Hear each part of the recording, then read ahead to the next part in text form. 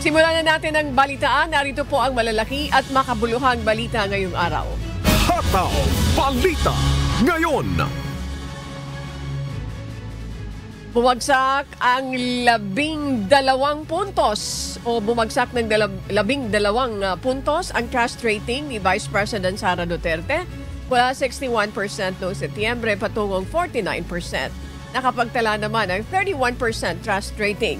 Si House Speaker Martin Romualdez mas mababa ng 10 o 10 puntos kumpara sa nakaraang survey.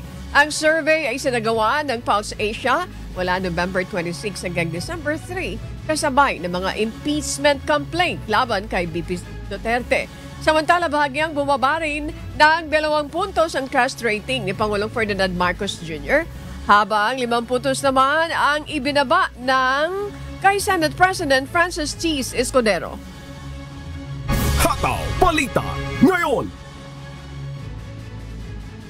Ipinagpatuloy ng House Quadruple Committee ang kanilang rekomendasyon na magsampa ng reklamo ng crimes against humanity laban kay dating Pangulong Rodrigo Duterte at iba pang personalidad dahil sa extrajudicial killings sa ilalim ng anti-drug war. Kasama rin sa kanilang ulat ang pagsusuri sa mga personalidad na may kaugnayan sa illegal drug trade at Philippine Offshore Gaming Operators o POGOs. Muli namang iginiit ni Representative Robert Ace Barbers na walang pamumulitika sa kanilang mga rekomendasyon at nakabatay lamang ito sa mga ebidensyang lumabas sa mga pagdinig. There's no politically motivated information that we shared. Nakita ng publiko ano yung lumalabas sa mga bibig ng mga testigo Nakita ng publiko ano yung nangyayari sa hearing. And this is being watched. I'm sure they also watch this. Hindi naman po galing sa bibig ng membro ng Quad yan. Diba? Kaya kami talagang ano tayo rito, no? We only follow where the evidence leads us, no? Testimonial and documentary evidence is the basis of our committee report. Hataw Balita ngayon. Lumabas sa survey ng Okta Research na 78% ng mga Pilipino ang nasisiyahan sa Philippine Army na nagresulta sa net satisfaction rating na plus 76. Nakapagtala rin ito ng net trust rating ng positive o plus 75 na nagpapakita ng mataas na tiwala ng publiko. Pinasalamatan naman ng Philippine Army ang suporta ng publiko na iniuugnay sa kanilang dedikasyon sa pagtugon sa mga hamon lalo na sa panahon ng kalamidad. Hataw Balita ngayon. Ipinahayag ni Pangulong Ferdinand Marcos Jr. ang hangarin nitong palalimin ang relasyon ng Pilipinas at Saudi Arabia kung saan maraming Pilipino ang nagtatrabaho. Sa kanyang pakikipagpulong kay Saudi Ambassador Hisham Sultan Abdullah Al-Qahtani, binigyan din niya ang magandang ugnayan ng dalawang bansa. Sinabi rin ng Pangulo na maaaring magpadala ang Pilipinas ng mga manggagawang Pilipino para sa mga proyekto ng Saudi Arabia, kabilang ang paghahanda sa FIFA World Cup 2034. Hataw Balita ngayon. Nilinaw ng Philippine Coast Guard o PCG na hindi pinaaalis ng Chinese Coast Guard ang anumang barko o eroplano ng Pilipinas mula sa Baho de Masinloc. Ayon kay Commodore J. Tariela, voluntaryong umalis sa mga barko ng PCG at eroplano ng BFAR matapos maghatid ng supply sa mga mangingisdang Pilipino. Iniulat din ng PCG ang presensya ng 12 barkong Chino sa lugar, kabilang ang mga barko ng Chinese Coast Guard at Maritime Militia. Hataw Balita ngayon. Hindi pinaboran ng Commission on Election ang petisyon na naglalayong i-disqualify si Apollo Quiboloy bilang nuisance candidate dahil sa kawalan ng sapat na ebidensya. Git ng COMELEC, issue ng hindi otorisadong lagda sa CONA ay hindi may tuturing na material misrepresentation. Nitong Oktubre 21, inanunsyo ni Quiboloy ang kanyang pagtakbo bilang independent candidate matapos magbitiw the Workers and Peasants Party o WPP. Ayon naman sa WPP, hindi na sila namamahala sa desisyon ng COMELEC dahil tagumpay na para sa kanila ang pagkalas ni Quiboloy sa partido. Hataw Balita ngayon. Kinumpirma ni Prosecutor General Richard Padulyon na tinanggihan ng Pasig Court ang petisyon ng kampo ni dismissed Mayor Alice Goo na makapagpiyansa. Si Goo ay kasalukuyang nakakulong sa Pasig City Jail Female Dormitory dahil sa kasong qualified trafficking. Ang kaso ay may kaugnayan sa isinagawang raid sa isang Philippine Offshore Gaming Operator o POGO sa Banban noong Hunyo kung saan mahigit 800 Pilipino at banyaga ang nailigtas. Hataw Balita ngayon. Inanunsyo ng Department of Justice o DOJ na nagbabana ng hatol ang Taguig Court laban sa dalawang Moro Islamic Liberation Front o MILF commanders kaugnay ng Mamasapano Massacre. Hinatulan ng Taguig Regional Trial Court o RTC Branch 153 nina Abubakar Giaman at Muhammad Ali Tambako ng 35 counts ng homicide, mas mababa kaysa orihinal na kaso ng direct assault with murder. Ang mga akusado ay pinatawan ng parusang pagkakakulong mula 8 taon hanggang 14 na taon at 8 buwan. Hataw Balita ngayon. Nilinaw ng Bangko Sentral ng Pilipinas o BSP na mananatili sa sirkulasyon ang papel na pera na may litrato ng mga bayani kahit inilunsad na ang polymer banknotes na tampok ang mga natatanging hayop at halaman sa Pilipinas.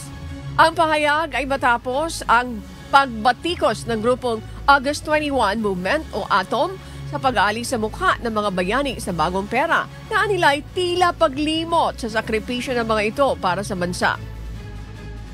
Ayon naman sa BSP, parehong magpapakita ng yaman, ng kasaysayan at kultura ng bansa ang papel at polymer banknotes. Dagdag pa nito, patuloy nilang susuportahan ang lokal na industriya ng abaka na pangunahing material sa paggawa ng papel na salapi. Hataw Balita ngayon. Tiniyak ng Philippine National Police o PNP na wala silang namamonitor na seryosong banta sa seguridad ngayong holiday season. Gayunpaman patuloy na naka-heightened alert ang PNP at nakikipag-coordinate sa iba pang security forces upang matiyak ang kaligtasan ng publiko. Mahigit sa 40,000 pulis ang nakatalaga sa bus terminal, seaport at airport at naglagay din sila ng police assistance desk sa mga matataong lugar para makatulong sa mga nangangailangan ng police assistance. Hataw Balita ngayon. Muling nagpapaalala ang Philippine National Police sa publiko na huwag magpaputok ng mga firecrackers sa mga residential areas upang matiyak ang kaligtasan sa pagpapalit ng taon. Ayon kay PNP spokesperson, Police Brigadier General Jean Fajardo, nagpapakalat sila ng mga pulis at barangay officials upang matiyak na walang magpapaputok sa mga residential areas. Pinayuhan din ng PNP ang mga magulang na tutukan ang kanilang mga anak upang maiwasan ang paggamit ng mga ilegal na paputok tulad ng boga at iwasan ang mga aksidente. Hataw Balita ngayon. Aabot naman sa 370,000 na sasakyan ang inaasang dadaan sa North Luzon Expressway o NLEX habang papalapit ng December 25. Mas mataas ang bilang na ito mula sa karaniwang 334,000 na sasakyan na dumadaan sa NLEX araw-araw. Dahil dito, asahan ang mabigat na trapiko sa parehong direksyon ng expressway pati na rin sa NLEX Connector at Subic-Clark Tarlac Expressway. Hataw Balita ngayon. Bad news para sa mga motorista dahil inaasahan magkakaroon ng mataas o pagtaas sa presyo ng mga produktong petrolyo bukas araw ng Martes, December 24. Batay sa taya ng mga oil industry player, tataas ng 1 peso and 10 centavos hanggang 1 peso and 40 centavos ang presyo ng kada litro ng diesel. Habang nasa 30 to 50 centavos naman ang magiging pagtaas sa presyo ng kada litro ng gasolina. Samantalang, posibleng magkaroon ng price hike na 70 hanggang 90 centavos ang presyo ng kada litro ng kerosene. Mamaya, i-aanunsyo ang magiging final adjustment sa presyo ng mga produktong petrolyo na ipatutupad simula bukas.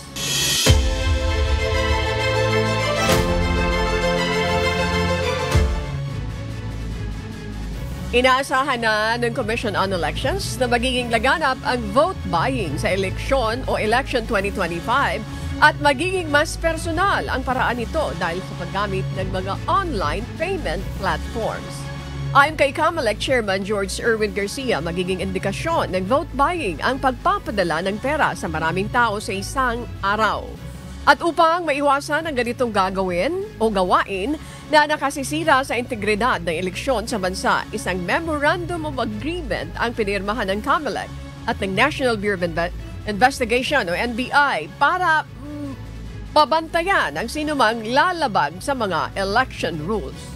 Hataw Balita ngayon. Inanunsyo ng Philippine National Police o PNP na makakaasa ang publiko ng mabilis na tugon na tatagal lamang ng 3 hanggang 5 minutes matapos tumawag sa 911.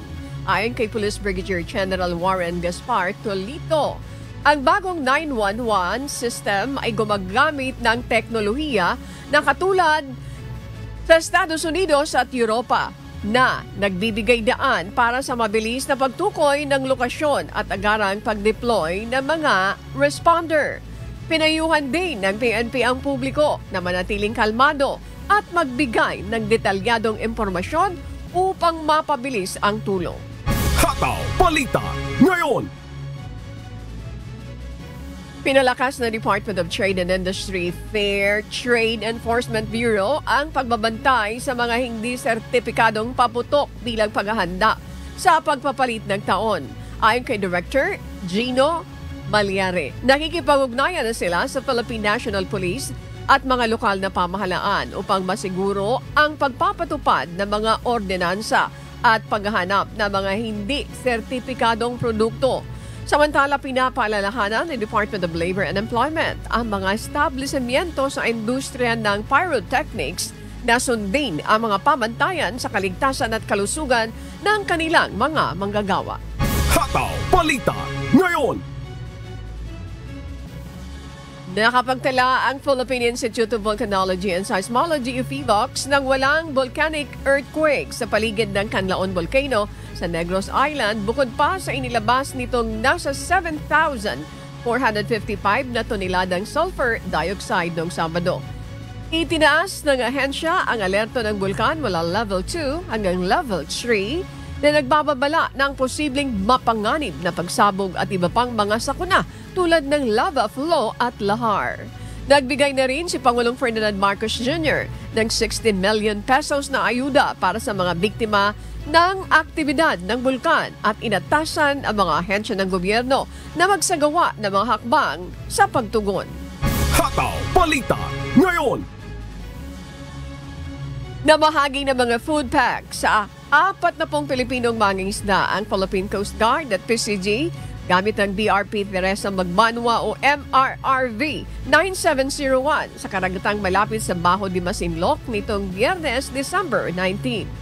Ayon kay Lieutenant Commander Efren Duran ng PCG, ang commanding officer ng MRRB 9701, patuloy nilang sisiguraduhin ang kaligtasan, seguridad at kapakanan ng mga Pilipinong mangingisda sa naturang lugar. Patuloy ang pamahalaan ng Pilipinas kabilang na ang Philippine Coast Guard sa pagsasagawa ng operasyon para masiguro ang karapatan at kaligtasan ng mga Pilipinong mangingisda sa Bajo de Masinloc. Hataw Balita ngayon. Nagbigay ang New Zealand ng 500,000 New Zealand dollars o humigit kumulang sa 17 million pesos upang suportahan ang tugon ng Philippine Red Cross sa mga naapektuhan ng bagyo sa bansa. Ayon kay New Zealand Embassy, ang pondo ay bahagi ng kanilang patuloy na pakikipagtulungan sa International Federation of Red Cross and Red Crescent Societies. Tinukoy naman ng United Nations Philippines na kinakailangan ng 1.17 billion pesos upang matugunan ang mga pangangailangan ng mga komunidad na naapektuhan ng sunod-sunod na bagyo. Hataw Balita ngayon.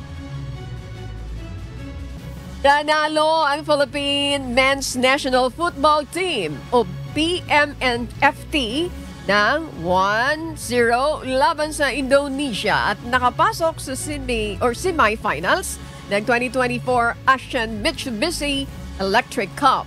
Ang tanging goal ay naitala ni Born Christensen sa 63rd minute mula sa isang penalty matapos ang handball ni Donitry Pamungkas. Sa semi-finals, kalaban ng PMNFT ang defending champion ng Thailand sa December 27 sa Rizal Memorial Stadium. Hataw Balita ngayon.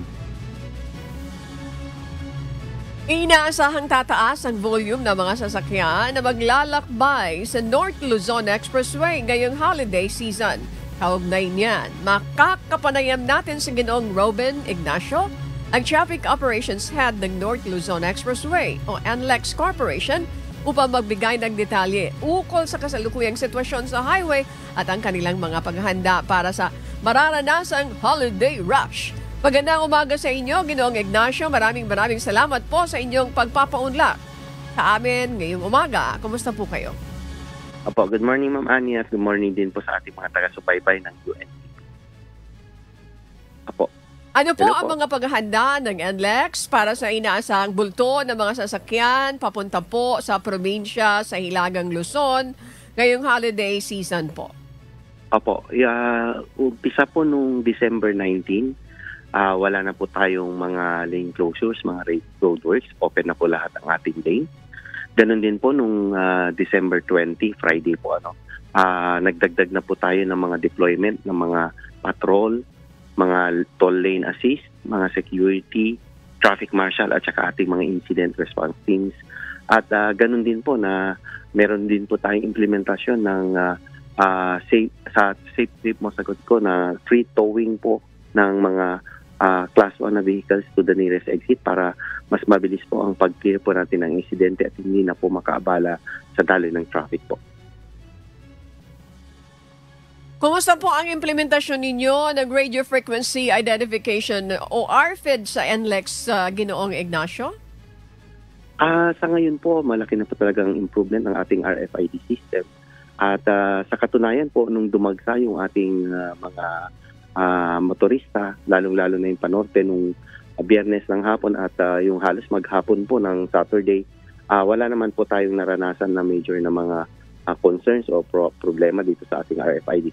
In fact, mabilis po ang daloy ng traffic at yun nga po yung mga sasakyan na papasok po galing Metro Manila dito po sa Balintawak, Karuhatan at saka Mindanao, mabilis pong nakakapasok through our RFID lanes. At yun nga po, yun na rin po yung nag-cause na talagang yung volume hindi na kaya ng ating capacity ng lane. Kaya nagkakaroon po ng slowdown after po nitong tatlong flow na to dito po sa may Valenzuela area. Okay. Mamaya expected ng karamihan na dadami ang volume ng mga sasakyan na papasok dito po sa North Luzon Expressway. Paano po ninyo tutugunan just in case na magkaroon ng problema sa paggamit ng RFID po, Ginoong Ignacio? Opo, kagaya nung naranasan nga po natin nung Friday afternoon hanggang gabi at maghapon nung Saturday, wala naman po tayong mga concerns sa RFID pero ine-expect nga po ulit natin na ito last day po ng office day, so marami pa rin po yung magbebiyahe nating mga kababayan. So marami naman po tayong mga personnel dun sa mga toll plazas na lalong-lalo na itong mga nagbabantay din po ng ating RFID system na kung magkaroon po ng concern ay agad-agad nilang maasikaso o ma-attendan yung mga concern dito sa toll plaza.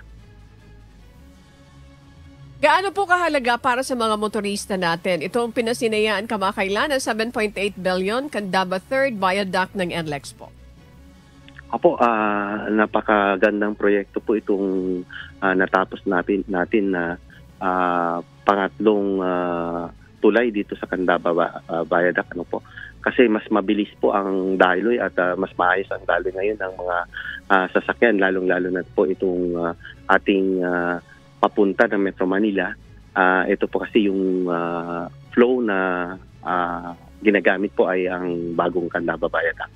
So mas malinis po kasi ito, mas maganda yung takbo ng ating mga sasakyan at mas maayos. So makakatulong po na hindi mag-congest ang ating mga sasakyan dito sa area natin. Okay. Strictly inspected po ba, Ginoong Robin Ignacio, ang mga daanan natin? Ano po? Dahil nga nagkaroon ng mga bagyo at pag-ulan, nasira ang mga daanan diyan, may tendency na masira. Again, strictly inspected po ba? Kasi pwede itong mag-cause ng pagbagal ng daloy ng trapiko. Opo ma'am, tuwing may mga pag-ulan po, lalong-lalo na po itong may mga bagyo na sunod-sunod, meron po talagang effect na sisira po yung ating pavement. So agad-agad naman po ito inaayos po ng ating maintenance grupo at kagaya nga po na nabanggit nyo, talaga pong ini-inspect at ini-ensure na maayos po yung ating pavement, yung ating daan para sa gayon ay safe po siya na daanan ng ating mga motorista. Okay. At this point, gusto rin namin malaman po, ano yung mga plano ng NLEX sa susunod na taon? May malalaking proyekto po ba ang inihanda para sa ikabubuti ng ating mga motorista po? Opo, marami naman po mga planong kino-coordinate na po kay Toll Regulatory Board. At kung may mga pag-approval dito sa ating mga projects na to ay i-announce kagad po. At malalaman din po ng ating mga motorista itong mga malalaking project. So, paantay na lang po yung ating mga announcement. Agad-agad na i-announce pag meron po tayo mga projects. So, ito po ay talagang para maibsan po yung pagsikip ng daloy ng traffic dito sa NLEX at saka SCTEX. Okay. May posibilidad din po ba na tumaas ang toll fee sa pagtatapos ng taong 2024 o sa susunod na taon?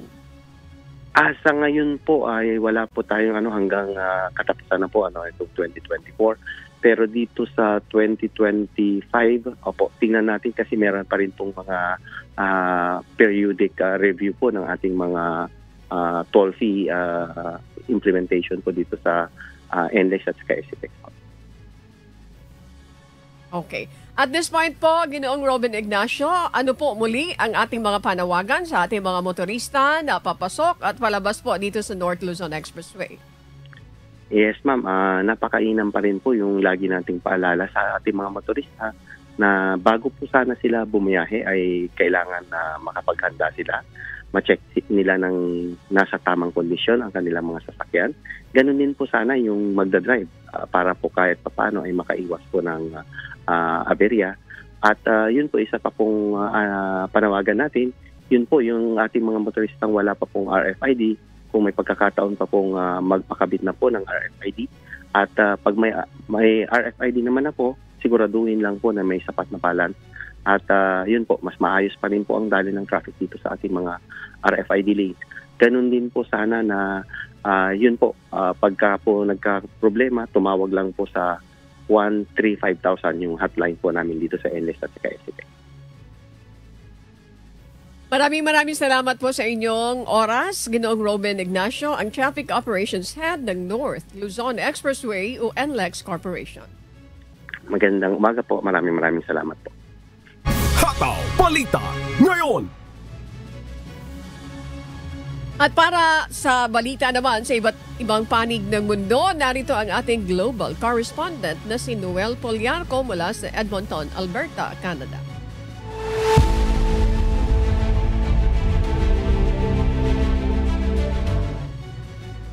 Pumirma si United States President Joe Biden ng panukalang batas ukol sa pondo ng gobyerno nitong Sabado. Formal na iniiwasan ng Pangulo ang banta ng shutdown matapos na ipasa ito ng Kongreso. Ito ang humahataw na balita ni Carmela Marinda. Hataw Balita ngayon. ngayon.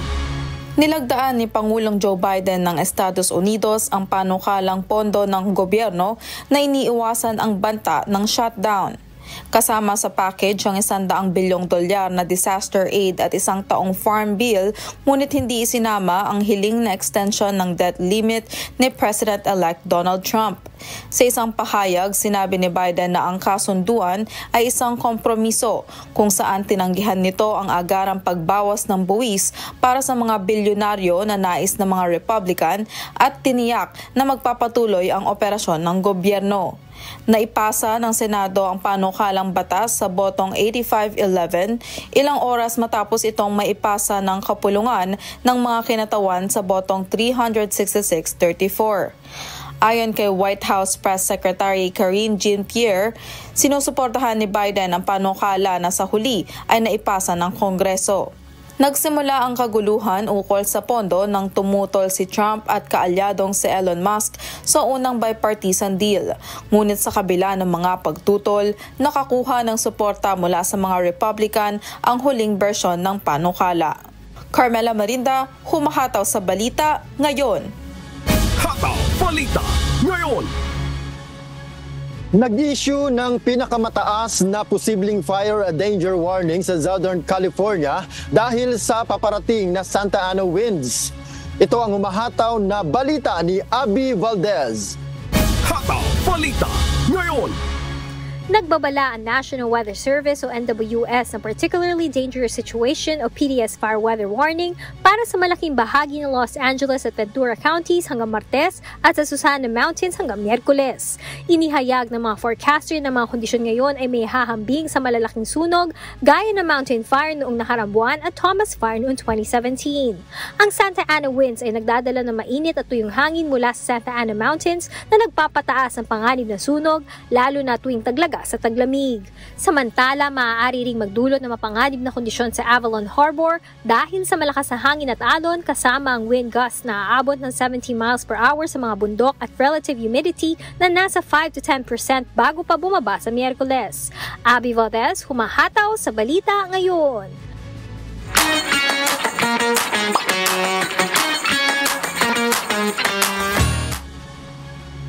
Inaanyayahan ng Philippine Embassy sa Oman ang Filipino community para sa year-end party. Samantala, magkakaroon ng lecture series sa Lisbon, Portugal tungkol sa maritime and law of the sea. Ito ang humahataw na balita ni Lynn Perez. Hataw Balita ngayon. What's up, kabayan? Magdaraos ng year-end party ang Philippine Embassy sa Oman para sa Filipino community. Gaganapin ito sa December 31 alas 3 ng hapon sa Philippine Embassy Garden. Sa mga interesadong dumalo, mag-sign up lamang sa tinyurl.com/imascotpe. Magkakaroon din ng lecture series sa Lisbon, Portugal para sa mga Filipino community tungkol sa maritime and law of the sea. Gaganapin ito sa January 12 alas 2 ng hapon sa Embahada ng Pilipinas sa Lisbon. Sa mga interesadong dumalo, mag-register lamang sa tinyurl.com/maritime lecture series 1. Magsasagawa naman ng Consular Outreach Mission sa Essex Junction, Vermont mula December 28 to 29, alas 9 ng umaga hanggang alas 10 ng hapon sa Holy Family Parish Hall. Ilan sa mga serbisyong ipagkakaloob ay ang passport services, dual citizenship at notarization.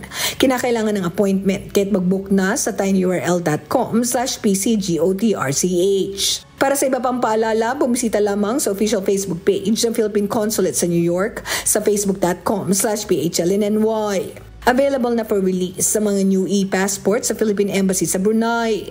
Maring mag-walk-in para kunin ang passport mula Lunes hanggang Biyernes, alas 8 ng umaga hanggang alas 5 ng hapon. Huwag kalimutang dalhin ng lumang passport at official receipt.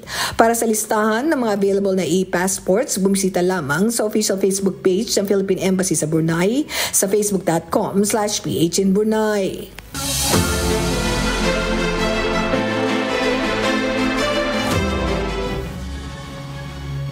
Isang election officer mula sa lalawigan ng Sulu ang nakaligtas sa kamatayan matapos pagbabarilin ang kanyang sasakyan ng hindi nakikilalang salarin sa Villa Santa Maria, Zamboanga City, bandang umaga noong Sabado, December 21.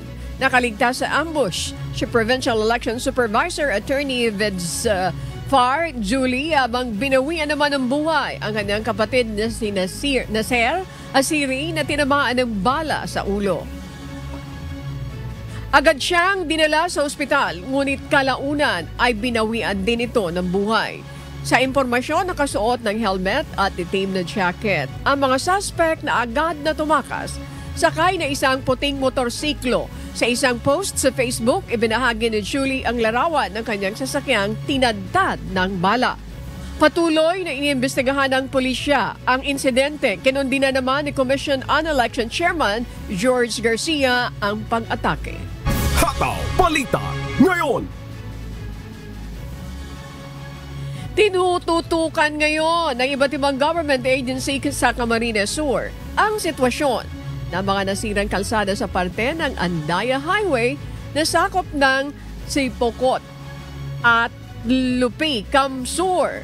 Nagdudulot kasi ito ng mabigat na trapiko at mahabang biyahe sa mga pasahero na papasok ng Bicol Region at mga patungong Bisaya at Mindanao.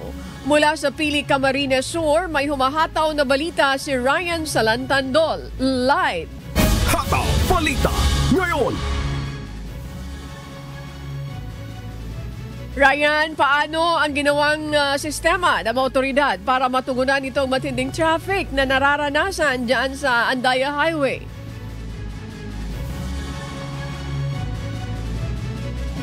Ang mga lokal na pamahalaan dito sa probinsya ng Camarines Sur, partikular ang Disaster Risk Reduction and Management Office Camarines Sur, ang Department of Public Works and Highways Bicol Region, ang Land Transportation Office Region 5 at ang Philippine National Police upang maisaayos ang daloy ng trapiko dito sa parte ng Andaya Highway na sakop ng bayan ng Lupi at bayan ng Sipokot dito sa Camarines Sur. Nagdulot kasi ito ani ng mabigat na trapiko at napakatagal na biyahe para sa mga pauwi ng Bicol Region at maging patungo sa Visayas at Mindanao, bunsod ng paglambot ng mga lupa sa mga kalsada matapos ang nangyaring mga pag-ulan na kamakailan. Mabilis ang nagumawa ng paraan ng DPWH upang maresolba ang problema kung saan nag-install sila ng steel sheets upang mapatibay ang mga kalsadang gumuho. Sa ganitong paraan, mapapatibay nito ang kalsadang daraanan ng mga sasakyan at para makaiwas na rin sa tuluyang pagguho nito. Inaasahan din kasi ang pagdaan ng maraming sasakyan ngayong long holiday na pauwi sa mga probinsya. Sa Site 1 sa parte ng Barangay Kabutagan sa Lupi, 2 lanes na ulit ang passable. Sa Site 2 ay 1 lane lamang ang passable at tuloy-tuloy ang installation ng mga steel sheet pile at pagtambak ng lupa.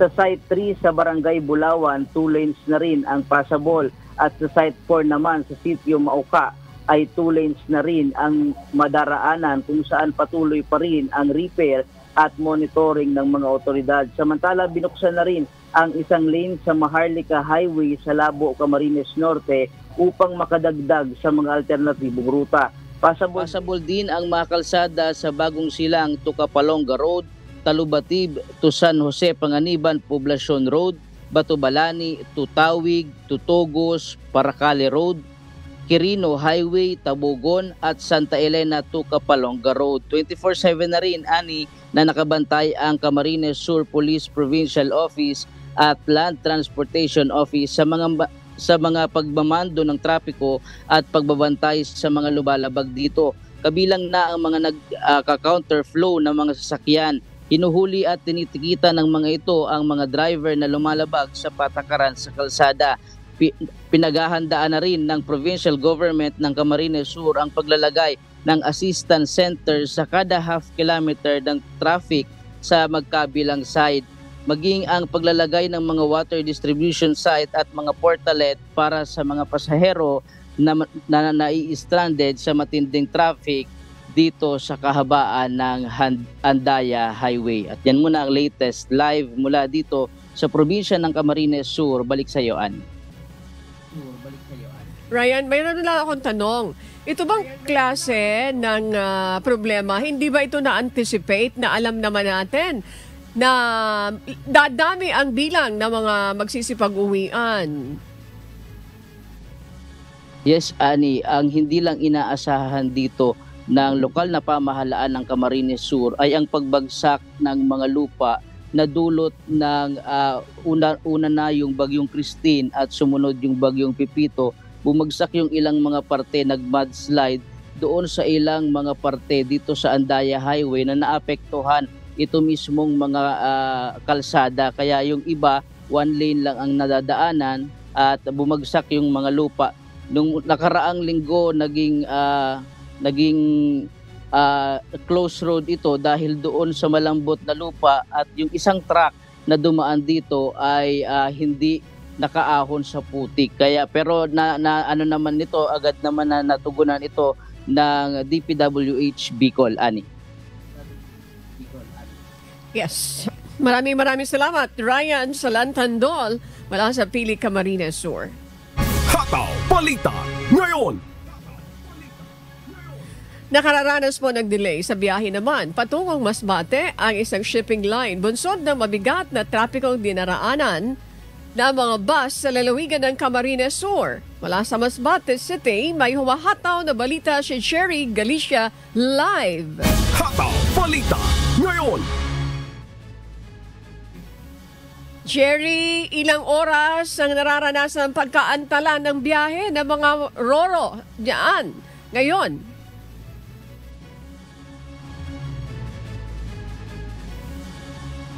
Oras ang delay ng biyahe ng mga bus company mula doon sa Paranaque Integrated Terminal Exchange o PITX patung nga dito sa isla ng Masbate. Ang itinuturong dahilan dahil sa mahaba at mabigat na daloy ng trapiko doon sa lalawigan ng Camarines Sur. Kung dati ay naabot ng 14 na oras ang biyahe mula PITX patungong Pilar Port sa Sorsogon, ngayon nasa 20 oras na ang tagal at pagdating sa Pantalana, kinakailangan pa maghintay ng mahabang oras bago makaalis ang sea vessel patungo naman sa Masbate. Sobrang traffic, sir. Masyadong matagal daw ang pinag-aantay ng barko. Halos nasa 8 oras, sir. 8 oras? Sa halip po na alas 4 ng umaga, ay low tide pa, kaya hindi ko sila nakakalis ng maaga din. Ani, dahil dito nagbago ng schedule na ang biyahe ng mga roll-on roll-off vessel. Ang dating biyahe na alas 4 ng umaga, ngayon ay nilipat na sa alas 8 na ng gabi. Sir, binago namin yung schedule. Kung aalis po kayo ngayong araw na ito sa Manila, ang sakay po ng bus namin bukas pa ng gabi. Kasi hindi po sila umaabot sa madaling araw. Sa mga ayaw maranasan na mahaba at matagal na traffic, may alternatibong biyahe patungong isla ng Masbate. Ito ang biyaheng mula Lucena City Port patungong Masbate City Port ng Star Horse Shipping Lines. Samantala, dagsa na rin ang mga pasabay at Sorsogon. Nagdagdag na rin ang schedule sa biyahe ang Fast Craft ng Montenegro Shipping Lines. Mula sa 3, ngayon ay 4 na batch na sa loob ng isang araw. Nakapagtala naman ang Philippine Coast Guard na nasa 6,335 na pasaherong umalis at 6,263 na dumating sa mga Pantalan sa Masbate. Na magsimula ang opal ang biyaheng ayos ng Department of Transportation o DOTR nitong December 20. Naging mahigpit na ang pagbabantay ng mga kawani ng PCG Masbate sa mga pangunahing Pantalan. E ang balita, balik sa iyo, Ani.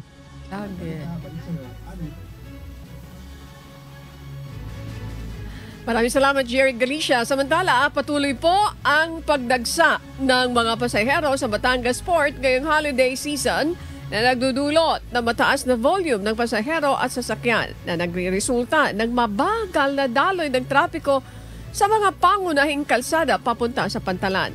Karamihan sa mga ito ay pauwi ng kani-kanilang probinsya para samantalahin ang mahabang bakasyon. Mula sa Batangas, may humahataw na balita si Lynette Bahe live. Hataw Balita ngayon. Lynette, kumusta na ang sitwasyon ng mga pasahero natin dyan sa Batangas Port? Yes, good morning, Annie. tuloy-tuloy nga ang pagdating ng mga pasahero dito sa Batangas Port. Merong kahabaan ng pila ng mga sasakyan papunta dito sa loob ng Pantalan. Yung ilang mga biyahero naman ay nag-iintay sila ng kanilang mga biyahe simula pa kagabi para sa kanilang pauwi sa kanilang probinsya. Nakapagtala ang Batangas Port ng high volume ng mga pasahero na mag-uuwian sa kanilang mga probinsya ngayong holiday season. Sa monitoring ng Coast Guard District Southern Tagalog, umabot na sa 20,091 ang outbound passengers, habang 16,037 naman ang inbound na pasahero kahapon bandang alas 12 ng tanghali hanggang alas 6 ng gabi. Nagdulot ito ng abala sa mga biyahero kabilang ng pagsisikip ng daloy trapiko sa mga daan na papunta sa Pantalan. Kabilang sa mga apektadong daan ay ang access road papunta sa Batangas Port. Bilang tugon sa tumataas na bilang ng mga biyahero, naka-heightened alert ang Philippine Coast Guard o PCG mula December 20 hanggang January 3, 2025. Ang mga tauhan ng Coast Guard ay naka-standby upang magbigay ng kinakailangan tulong at masiguro ang maayos sa paglalakbay ng lahat ng mga biyahero. Inaasahan na magpapatuloy ang paglaki ng bilang ng mga pasahero na darating dito sa Batangas Port hanggang sa mga susunod na araw, at yung mga ilang biyahero nga ay nag-iintay pa rin ng kanilang biyahe. Yung iba ay talagang 11 oras na silang nag-iintay dito sa loob ng Pantalan. At yan muna ang update mula dito sa Batangas Port. Balik sa'yo, Ani. Maraming salamat, Lynette Bahe, mula dyan sa Batangas Port. Hataw Balita ngayon. Philippines. Nakapagtala ang Philippine Seismic Network ng DOST, PHIVOX, ng 49 na offshore earthquake sa kanlurang bahagi ng kanluran ng Santa Catalina, Ilocos Sur mula December 17 hanggang December 20. Nangyari ang pinakamalakas na mga lindol na ito noong Huwebes, dakong alas 9 ng umaga, at naramdaman sa Santa Catalina ang lakas ng pagyanig. Ang offshore earthquake ay isang lindol na nangyayari sa ilalim ng dagat, karaniwan na sa seabed o ilalim ng karagatan. Resulta ito ng paggalaw ng tectonic plates o pagbitak ng mga bato sa ilalim ng tubig. Maaring magpatuloy at tuluyang bumaba sa mga susunod na araw ang mga lindol na ito, o kaya naman ay tumindi at mauwi sa malakas na lindol na maaring lumikha ng tsunami.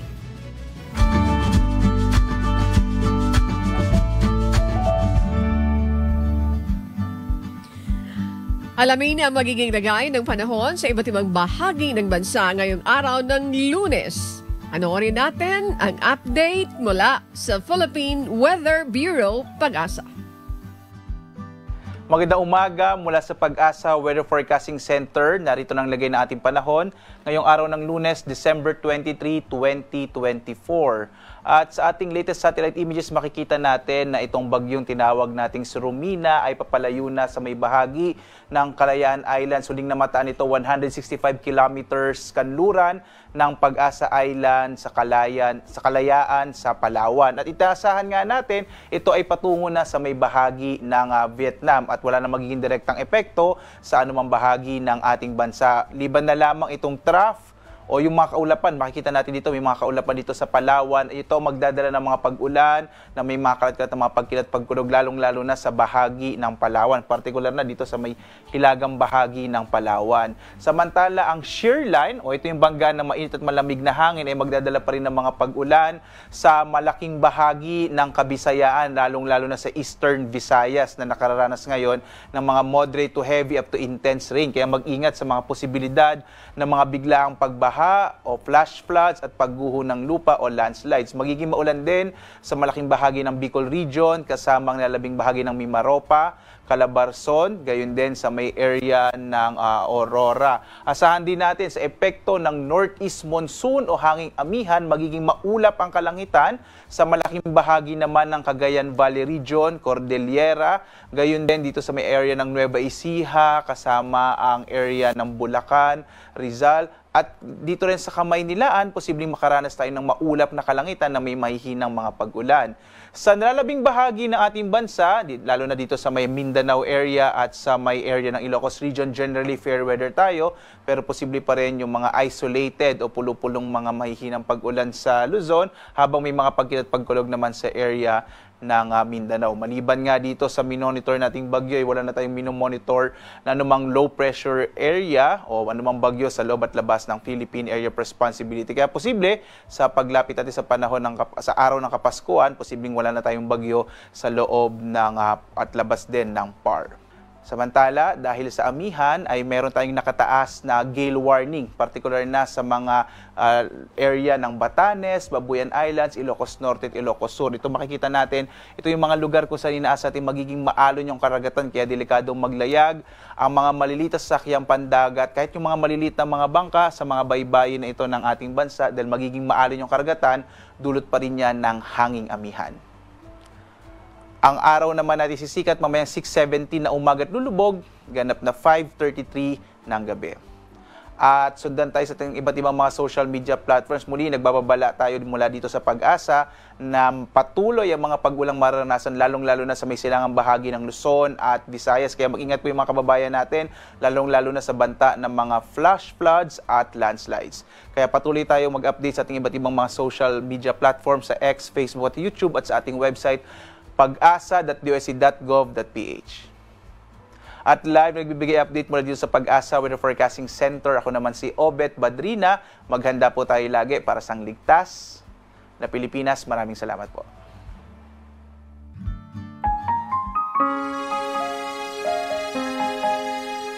At sa aming ibabahaging mga salita ng Diyos na ating sandigan.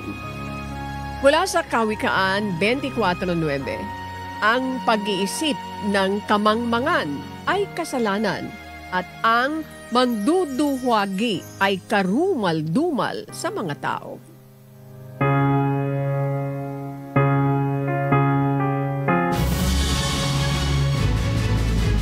At yan po ang mga humahataw na balita ngayong umaga ng Lunes, ika-23 sa buwan ng Disyembre 2024. Sa ngalan po ng lahat na bumubuo ng UNTV News and Rescue, UNTV Radio La Verdad 1350 at ng ating mga correspondent mula sa Pilipinas at sa iba't ibang panig ng mundo. Ako po si Annie Rentoy at dito sa UNTV at UNTV Radio La Verdad 1350, Diyos ang aming sandigan, serbisyo publiko ang aming pinahalagahan. Susunod na po ang Good Morning, Kuya. Salamat po sa Diyos at magandang umaga.